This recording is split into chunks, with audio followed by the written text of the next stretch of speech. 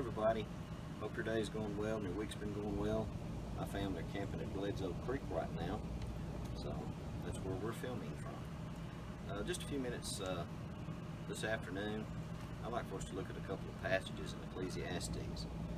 I'm always amused these days at all the experts and authorities that happen to be on TV and radio, whatever news outlet you happen to look at, happen to be experts in all of the current events. What amuses me so much about them is the current events. They always try to make something a historical precedent to try to address that. So often as I'm watching or I'm listening to it, most of the things that they quote as experts end up being from the Bible, whether they realize it or not. I want to look at a few passages in Ecclesiastes, and again, in context with some of the issues that are facing our church and our country now. I think it's important for us to go back to the Word, and I want us to just look, and I'll share with you just a few here in Ecclesiastes. Ecclesiastes chapter 1, beginning with verse 9, the writer says here, "What has been will be again. What has been done will be done again. There's nothing new under the sun. Is there anything which many of us can say, look, there's something new? It was already long ago. It was here before our time. There's no remembrance of men of old. And even those that are yet to come will not be remembered by those who follow." And again he says, well, this is chapter 3, verse 15, "Whatever has already been and what will be has been before. God will call the past into account." There seems to be an attempt, not only in our world, but even in the church, to try to rewrite historical facts.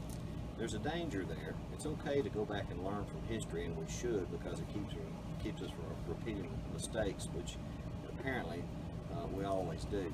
So whether it's in the church or our society as a whole, it's important to learn from that.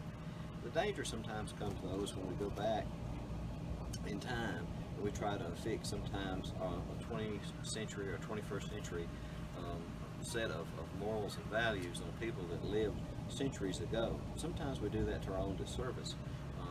There are some things that socially, not necessarily scripturally, were wrong and always have been and always will be. But on the other hand, some of the views and world views and societal views that people had years ago, they're not ours today. The Bible doesn't necessarily address those specifically. Sometimes it's a danger to try to use the Bible to address those. But one of the things that Solomon says here plainly is the things that have happened before and will happen again. And after this generation passes, it's just inevitable as time goes on that some of the same things will be repeated again. But there's a passage that I've always taken comfort in, maybe to try to put some of this in perspective as our society rumbles and changes and there's so much upheaval in it. Try to keep the church out of some of that and turmoil, and us be a shining light. Ecclesiastes chapter 7, verse 10. The Bible says, "Do not say, why were the old days better than these? For it is not wise to ask such questions." We can't live in the past, y'all. We can't go back and have the past fix all of our problems today and the future.